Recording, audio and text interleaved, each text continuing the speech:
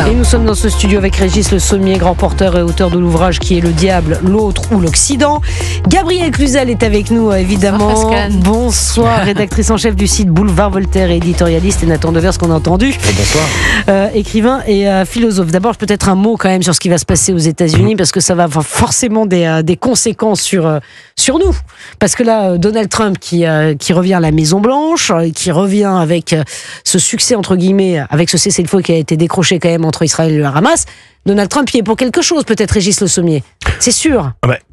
Donald Trump, incontestablement, a pesé de tout son poids et il avait promis les otages soient libérés. Alors, tous les otages ne seront pas libérés pour son investiture, c'est ce qu'il avait demandé, mais le processus est en cours, le deal a été conclu.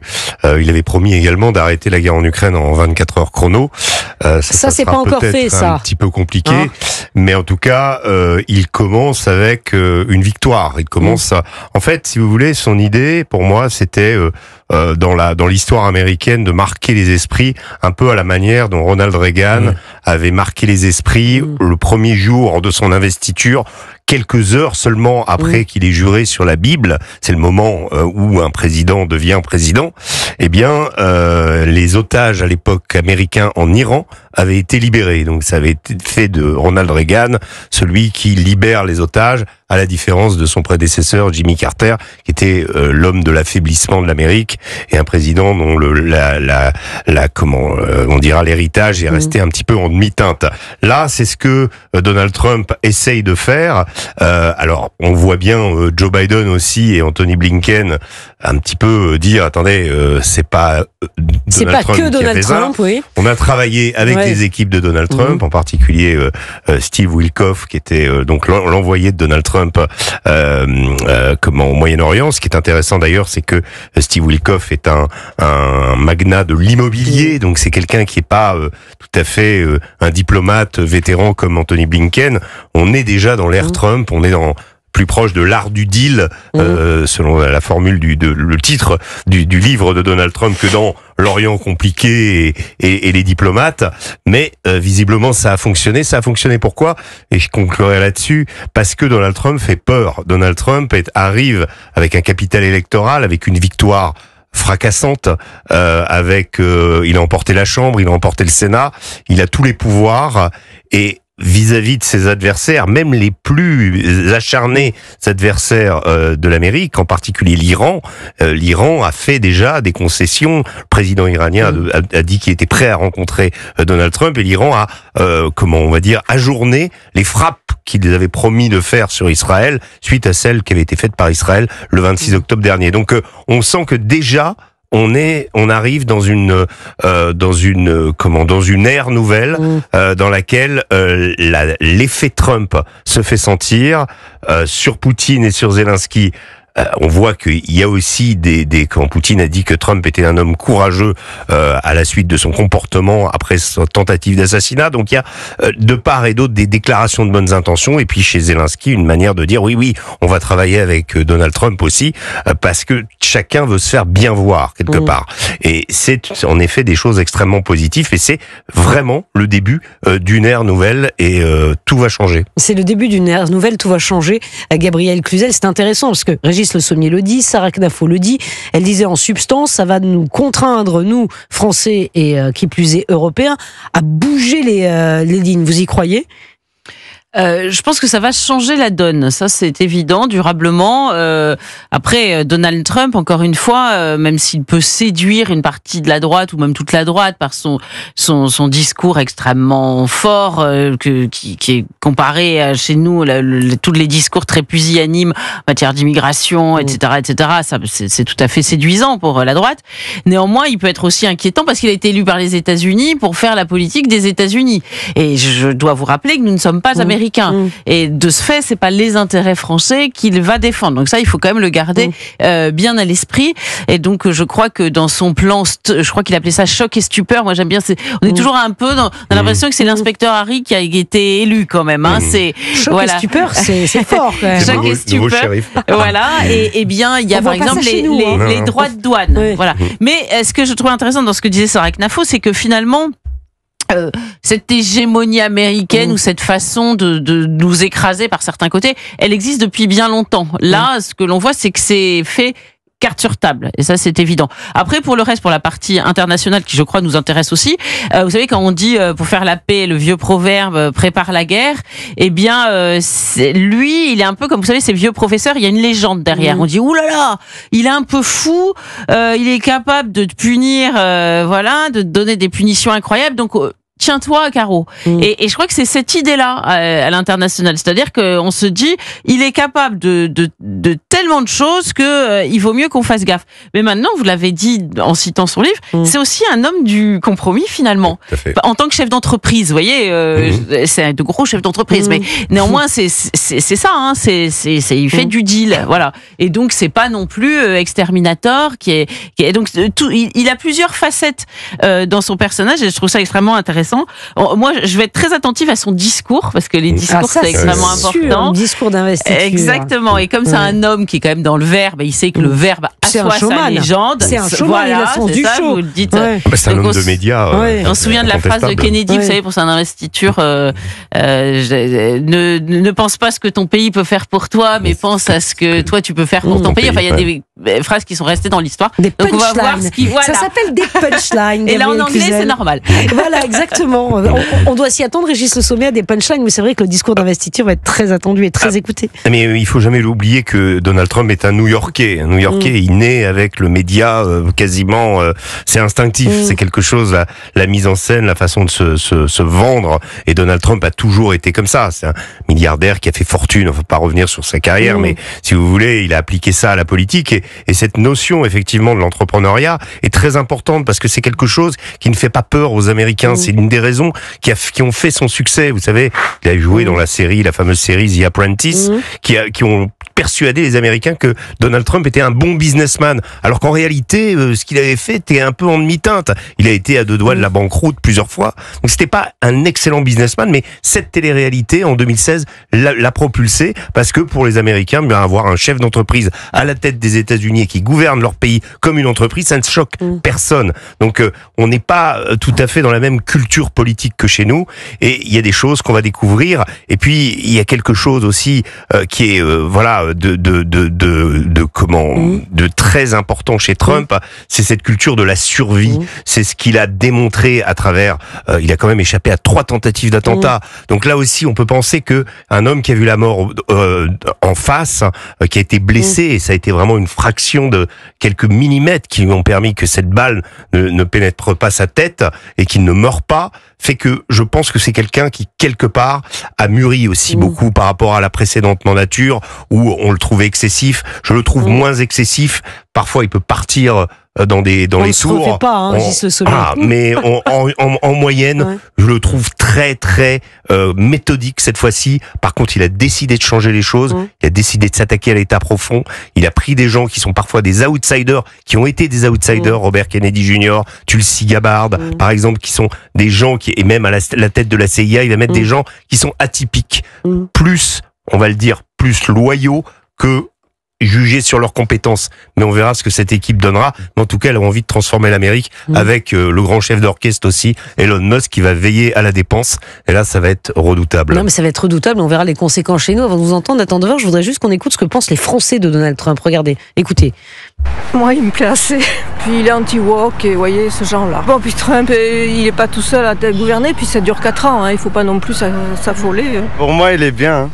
Parce qu'il fait tout pour son pays. Ce que j'aime bien sur Donald Trump, c'est qu'en temps de conflit, il arrive à mieux gérer que Joe Biden. Parce que c'est un homme fort, Donald Trump. Je pense qu'il fait partie de certains fous qu'il y a dans le monde aujourd'hui. Il va remettre en cause plein de préceptes d'avancées sociales. Enfin, nous, Français, est-ce qu'on devrait s'inquiéter Économiquement, oui. Il veut surtaxer ce qui l'intéresse et libéraliser ce qui lui rapporte. C'est le pognon d'abord. La France, elle n'arrivera pas à être forte devant lui. Il faut savoir lui dire merde. Est-ce qu'on a les politiques pour ?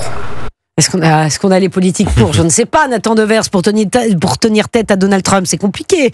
C'est très compliqué. Impossible même, non ? Oui. En tant que Français, je ne sais pas ce que Emmanuel Macron peut faire contre Donald Trump. Oui, alors déjà, et sur ce point, j'étais d'accord avec Sarah Knafo et avec vous.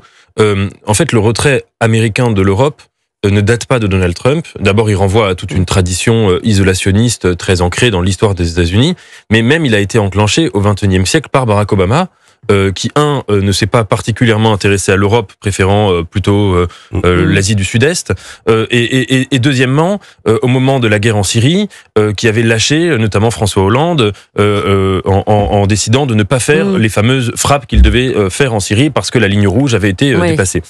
Et finalement, l'Europe à ce moment-là n'a pas pris acte du fait que avant même l'arrivée au pouvoir de Donald Trump, les Américains n'étaient pas fiables et que de toutes les manières, c'était pas sain de construire, fiable ou pas, l'Europe comme un bloc politique qui est atlantisé et qui dépend des États-Unis. Et en cela, il peut y avoir la possibilité d'un rebond européen maintenant. En plus, avec la réélection de Donald Trump, ça aurait peut-être déjà dû arriver en 2016, mais de se dire fondamentalement, on ne doit pas dépendre des États-Unis. Alors maintenant, juste sur la cérémonie de demain, moi je vais la regarder avec beaucoup d'attention. Je me souviens que j'avais regardé avec fascination, celle d'il y a 8 ans, où Donald Trump était arrivé, il y avait tout l'établissement démocrate et républicain, et lui il était arrivé en disant qu'il allait assainir le marais, contre les élites complètement pourries, qui ne pensaient qu'à elle, il allait être le candidat du peuple. On se souvient aussi des images d'il y a 4 ans, son départ de la Maison Blanche sur cette base, dans une époque où tout le monde le disait mort. Enfin, toute l'Amérique le disait mort. Oui, puis il y a eu l'histoire de l'envahissement du Capitole aussi. Exactement. Qui n'avait pas aidé, hein, pardon. Mais qui finit... Non, mais bien sûr, mais je dis pas ça pour le défendre. Oui. Moi, je suis très critique vis-à-vis de lui, mais je pense que c'était une énorme erreur de la gauche démocrate que d'avoir réagi à sa figure politique par de l'arrogance, par une sorte de suffisance comme ça dès le début, dès 2016, de dire ce type-là, c'est un abruti, il fera jamais rien, il avancera pas, et puis ensuite, il y a 4 ans, il finira en prison, c'est impossible qu'il revienne. Et la conclusion, comme vous l'avez dit, c'est que Donald Trump, il a une capacité de survie, quoi qu'on dise, qui est absolument incroyable, et qui est due à plusieurs paramètres. Je pense qu'il y a un paramètre qui est central, c'est que Donald Trump a théorisé et mis en pratique le fait de n'avoir aucune distinction entre sa parole privée et sa parole publique. Et ça, voyez-vous, ça fait que d'ailleurs c'est la définition même du populisme. Hein. C'est la définition du populisme. C'est de dire contre les élites de la démocratie représentative qui s'expriment d'une certaine manière, par exemple à la radio, et qui quand l'émission va s'arrêter, les mêmes politiques vont dire autre chose. Moi, je suis le même. Je crois d'ailleurs que c'est très dangereux comme mutation, mais c'est un autre débat. Mais en tout cas, d'être honnête et de ne pas faire de langue de bois, c'est dangereux. De vouloir supprimer en l'individu toute complexité, toute densité qui sont normalement le propre de la représentation. Dès lors que vous demandez en fait à quelqu'un d'être systématiquement toujours le même, il va se mettre à épouser les pulsions de ce qu'il s'imagine être le peuple. Et je crois que c'est demander en fait à l'homme politique de ne pas avoir une certaine forme de grandeur d'âme. Mais Barack Obama, et je reviens juste là-dessus, il avait précisément, et lui au mauvais sens du terme, un peu un clivage. Ça veut dire qu'en apparence c'était le type super cool, sympathique, que tout le monde adorait en Europe. Et on se souvient par exemple que dans ses mémoires, la manière dont il parlait de Nicolas Sarkozy, avec même des phrases un peu racistes, parce qu'il disait de son nez, etc. Bon, voilà. Je crois que ce genre de clivage a quand même contribué à ringardiser la plupart des gens qui s'opposaient à Donald Trump et que ce sera une grande énigme et aporie pour la gauche américaine de se reconstruire dans les prochaines années. Avant de vous entendre, Régis Le Sommier, 20h45 presque sur Europe 1. Europe 1 Soir Week-end. 19h, 21h, Pascal Delator du Pin. Donald Trump, effectivement, n'a pas de filtre quand il parle. Peut-être que vous vouliez réagir. Je voyais réagir, je ne sais pas. Gabriel, peut-être Régis bon, non, mais moi, très vite. Mais c'est ce qui m'a frappé. Moi, ce que j'avais entendu de la bouche d'Éric Zemmour, c'est que dans la conversation qu'il avait eue avec Donald Trump, c'est que Donald Trump lui avait dit, au-delà de ce qu'a expliqué Sarah Knafo, ou en tout cas, il l'a dit d'une autre façon, c'est qu'il lui avait dit, il faut jamais s'excuser. Oui. Et en fait, je crois que aujourd'hui, c'est quelque chose que la droite donc elle devrait s'en souvenir, voilà.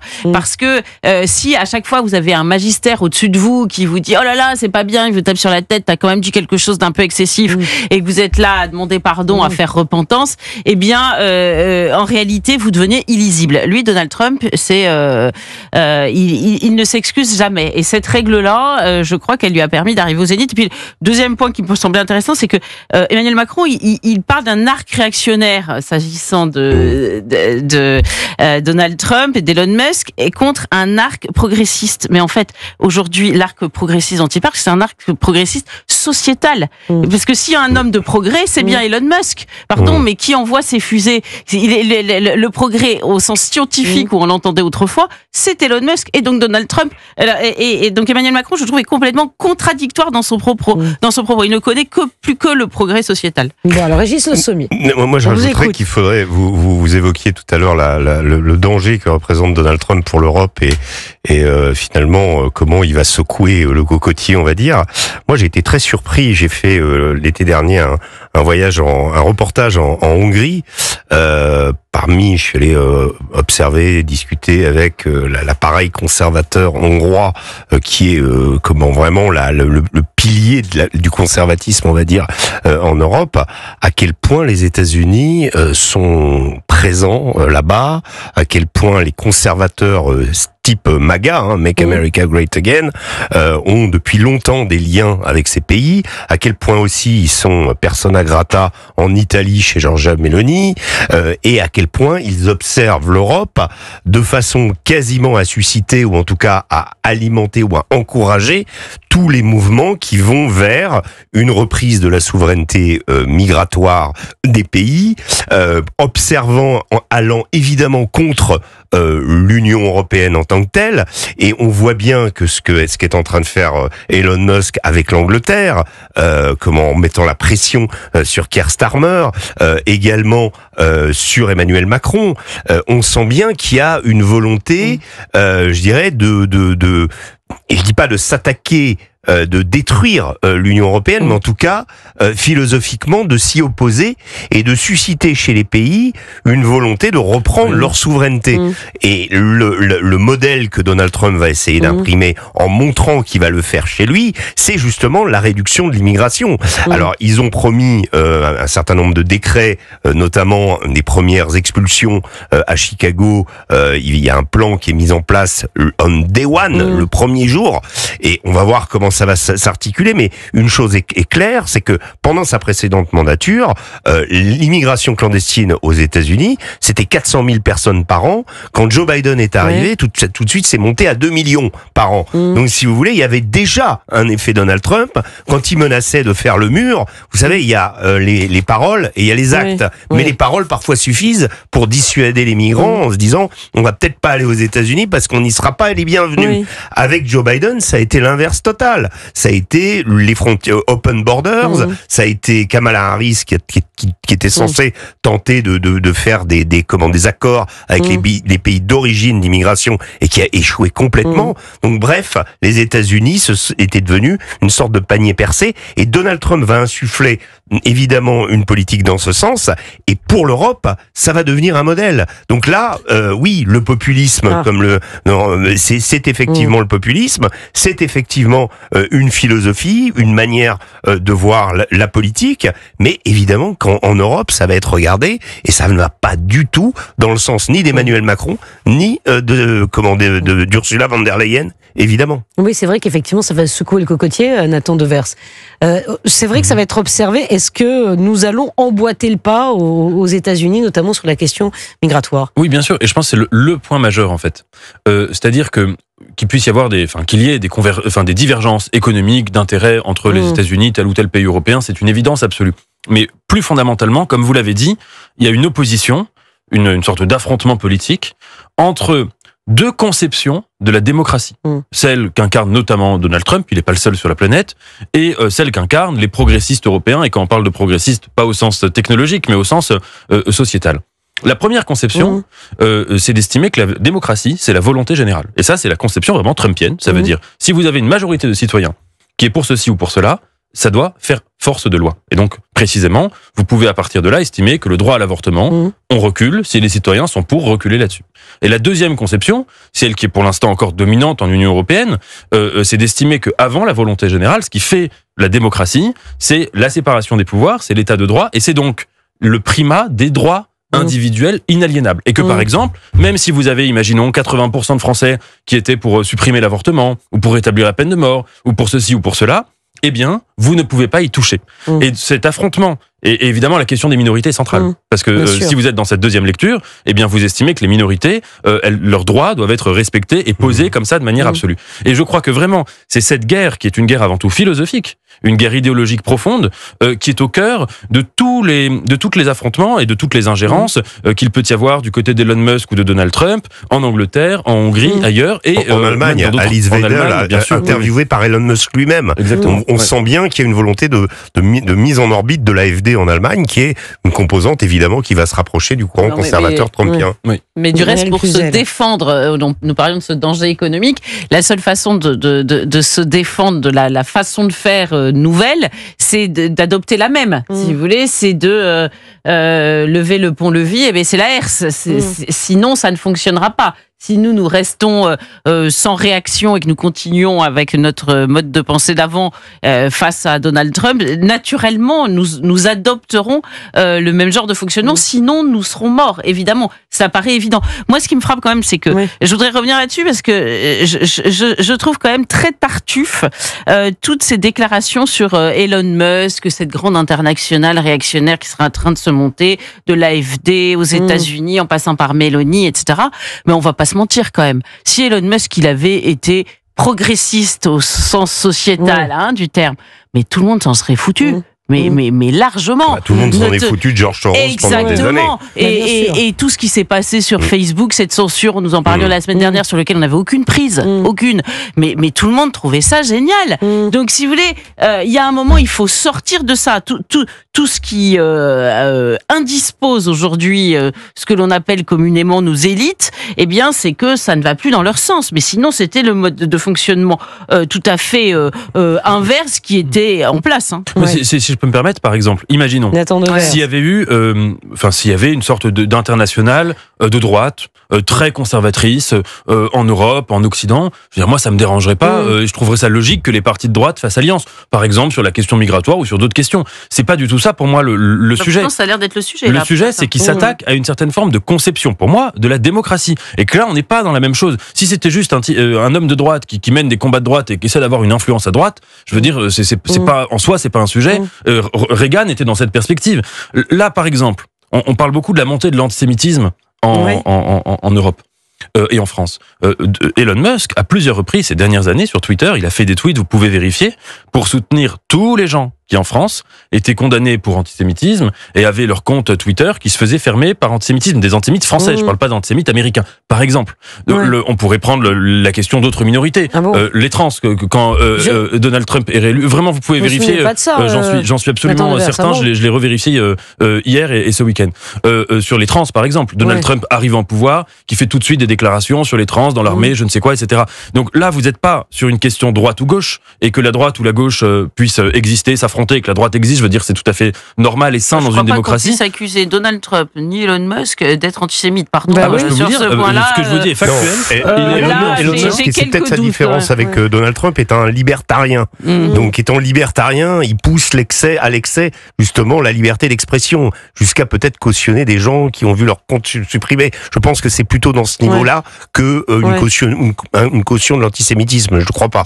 Et troisième exemple qu'on peut quand même reprendre. L'ambassadeur d'Israël en France était là tout à l'heure et a acté donc à l'antenne que Donald Trump était bien un allié d'Israël. Je vois pas comment il pourrait être antisémite. On verra. Vous n'y croyez pas? Moi, je vous jure que l'ambassadeur d'Israël Donald Trump a eu des phrases antisémites. Explicitement antisémite, publiquement antisémite, en disant, dans un lobby juif en 2015, en disant, je sais pourquoi vous n'allez pas voter pour moi, parce que je veux pas de votre argent pourri, je cite littéralement, il a eu des phrases antisémites.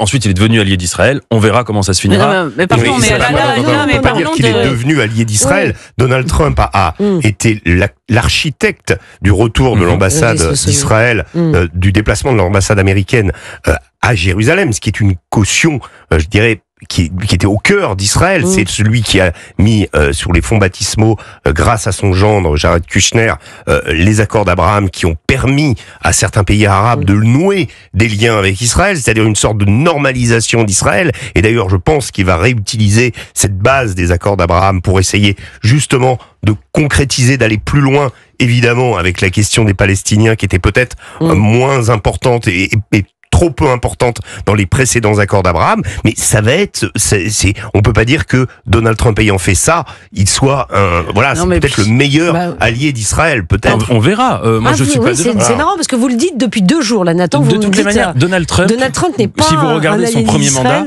il n'a pas d'allié. Il n'a pas d'allié.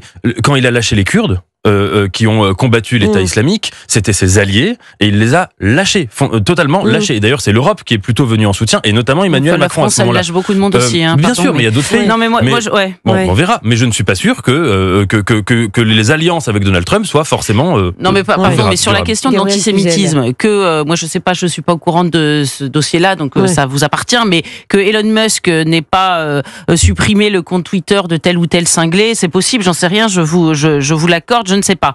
Néanmoins, qui a fait aujourd'hui la promotion du nouvel antisémitisme, qui aujourd'hui, s'étend sur tout l'Occident, c'est quand même ceux qui ont favorisé une immigration qui a été le cheval de Troie de cet antisémitisme. On va quand même pas se mentir sur ces sujets-là. Donc moi, je veux bien qu'on dise tel zinzin complètement cinglé, antisémite, sans doute dangereux, à un titre personnel, n'a pas vu son compte Twitter supprimé par Elon Musk, mais à côté du système antisémite finalement, qui n'était pas recherché peut-être à la base par les promoteurs, mais qui en est en tout cas le résultat.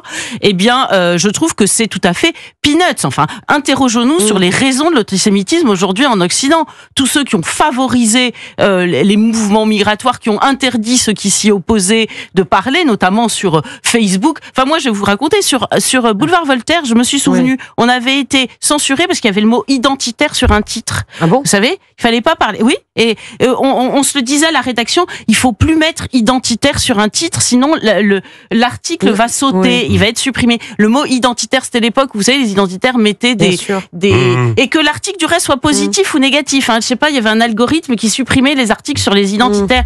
Mais si vous voulez, moi, d'ailleurs, impossible de faire le moindre recours. Vous écriviez, et là, elle était où la gauche bonne conscience sur ces sujets-là? Elle était nulle part, voilà. Bon. Malheureusement, c'est fini. C'est passé extrêmement vite. Oui. Malheureusement, c'est dommage. C'était très intéressant. C'est très dommage. Alors, je peux pas vous montrer la une du Time. Je la montre à ceux qui regardent Europe 1 sur les réseaux sociaux. Je la décris à ceux qui nous écoutent. Alors, le Time qui met une photo de Donald Trump, donc à la Maison Blanche, is back. Et il dégage un peu tout ce qui est à côté de lui. Tout ce qu'il y a déjà sur son bureau. Il fait table rase. Du passé, faisons table rase. Voilà, exactement. Excellente une du Time. On vous le conseille, allez la voir sur les réseaux sociaux.